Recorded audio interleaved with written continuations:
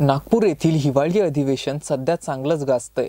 अधिवेशनात सध्या दिशा सालियन प्रकरण गाजत असून रश्मी शुक्ला यांच्यावरून राजकारण चांगलंच तापलंय। मात्र या सर्व घडामोडीत राष्ट्रवादीचे नेते जयंत पाटील यांना निलंबित करण्यात आल्याची माहिती समोर येतेय। जयंत पाटील यांनी विधानसभा अध्यक्षांबाबत अपशब्द वापरल्याचा दावा सत्ताधाऱ्यांनी केला होता। त्यानंतर विधानसभा अध्यक्ष राहुल नार्वेकर यांनी याबाबत त्यांच्या दालनात बैठक घेतली। या बैठकीत जयंत पाटील यांना निलंबित करण्याची मागणी करण्यात आली। विशेष म्हणजे पाटील यांच्या निलंबनासाठी मुख्यमंत्री एकनाथ शिंदेच आक्रमक भूमिकेत दिसून आले। त्यानंतर जयंत पाटील यांचे अधिवेशन संपेपर्यंत निलंबन करण्याचा निर्णय घेण्यात आला। सत्ताधाऱ्यांकडून आज दिशा सालियन प्रकरणाची चौकशी करण्याची मागणी करण्यात आली होती।